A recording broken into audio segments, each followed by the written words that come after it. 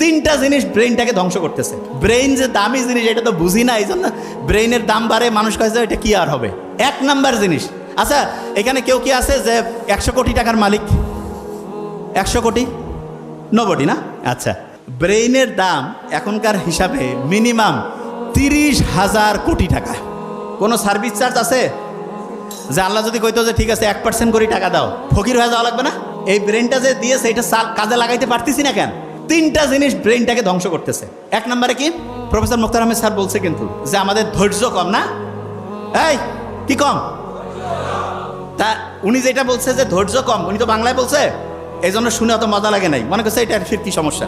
আপনি যদি আর্টিকেল পড়েন, আর্টিকেল মানে বিদেশি একেবারে কোটি কোটি ডলার খরচ করিয়া বিভিন্ন গবেষণা করে ওরা বাইর করছে, ওরা সেখানে বলছে কি জানেন, আপনার ব্রেইনের সবচেয়ে বড় সমস্যা হিসাবে তারা যেটা চিহ্নিত করছে সেটা তো ইংরেজিতে বলছে, কি নাম শুনেন?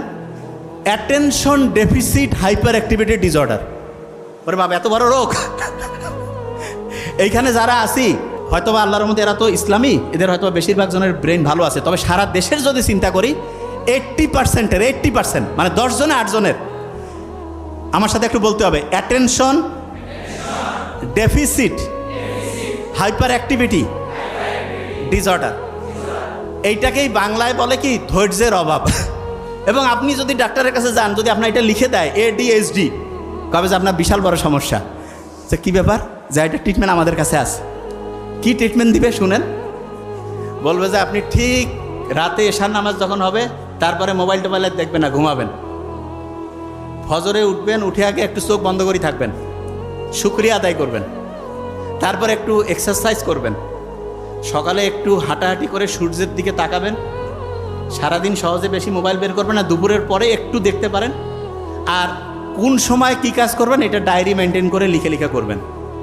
ফি হচ্ছে কয়েক হাজার টাকা নিয়ে নিবে, বুঝেন নাই?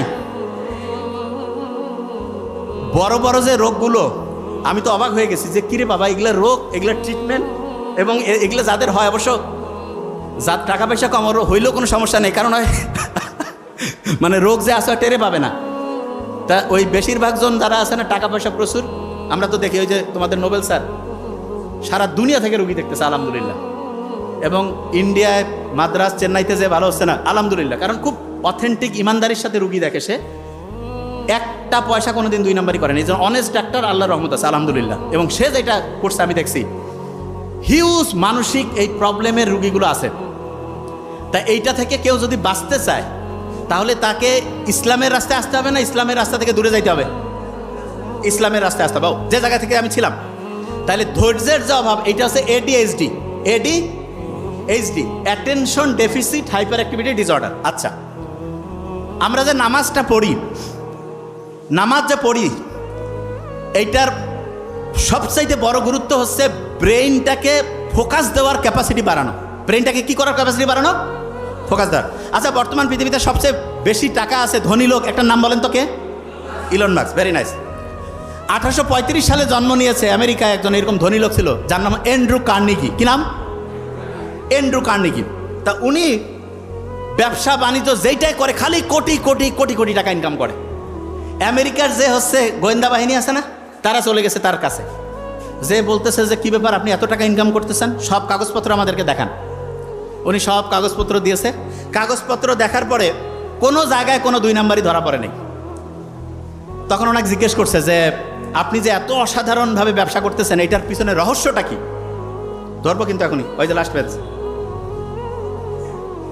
তা উনি তখন বলতেছে যে রহস্য হচ্ছে আমি যে কোনো একটা বিষয়ে 5 মিনিট মনোযোগ দিতে পারি। শুনুন আগে মন দিয়ে, কয় মিনিট মনোযোগ দিতে পারে? এই লাস্টের বেঞ্চ টুপি, কয় মিনিট মনোযোগ দিতে পারে? 5 মিনিট। ভেরি ফাইন, এই যে স্মার্ট ছেলে, 5 মিনিট।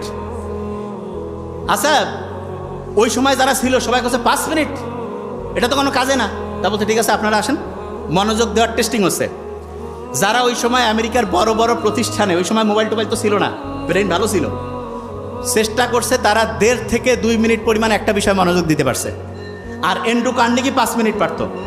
আমরা যারা মুসলমান, তারা যদি মন দিয়ে নামাজ পড়ি, দৈনিক যত রাকাত নামাজ পড়ি, এটা যদি মন দিয়ে পড়ি, তাহলে আমাদের মনোযোগ দেওয়ার যে ক্যাপাসিটি, এইটা অ্যান্ড্রু কার্নেগির চেয়ে বেশি হবে না কম হবে? তাইলে টাকা ইনকাম করা কি কোনো কঠিন কাজ হবে? অনেকে টাকার পিছনে দৌড়ায়, জীবনে টাকার পিছনে দৌড়ে টাকা পাওয়া যায় না, কারণ দুনিয়ার নিয়ম আছে যেটার পিছনে দৌড়াবা সেটা তুমি পাবা না। তাহলে ভাই কাজটা কি? তোমার সবচেয়ে শক্তিশালী অস্ত্র হচ্ছে ব্রেন। এই ব্রেনটা সবচেয়ে পাওয়ারফুলভাবে আল্লাহ বানাইছে, এইটা শুধু তোমার ওই পাওয়ারটা ধরে রাখতে হবে। এবং ধরে রাখার জন্য যেই যেই বুদ্ধি দরকার আল্লাহ সবগুলো বুদ্ধি দিয়েছে, কিন্তু আমরা ধরে রাখতে পারি না কেন? কারণ আমরা নিয়মটা কেন মানতেছি সেটাই বুঝি না। আমি যখন নামাজে দাঁড়াবো, নামাজে মনোযোগ দিলে এইটা ব্রেইনের ফোকাস করার যে ক্যাপাসিটি, ফোকাস, আচ্ছা ফোকাস জিনিসটাকে আমি বলি। এই যে ক্যামেরা আছে না, ক্যামেরাটা আমি যেই দিকে টার্গেট করব, ছবি কি ওইটার আসবে না অন্য জায়গায় আসবে? তাইলে আপনি যেই জিনিসটা টার্গেট করবেন আপনি ওই জিনিসটা পাবেন না অন্য জিনিস পাবেন? আচ্ছা আপনি যদি টার্গেট করেন যে আমি আমার ব্রেনটাকে ঠিকভাবে ভালোভাবে কাজে লাগাবো এবং এইটাকে কাজে লাগিয়ে আমি আমার জীবনে অসাধারণ কিছু করব, তাইলে আপনি এটা পারবেন কি পারবেন না? পারার জন্য নামাজটা 5 ওয়াক্ত যখন পড়বো তখন তো শুকরিয়া আদায় করবোই, তার সাথে এটাও চিন্তা করব যে আমার অ্যাটেনশন দেওয়ার, ফোকাস দেওয়ার যে ক্যাপাসিটি সেটা বাড়তেছে। ক্লিয়ার?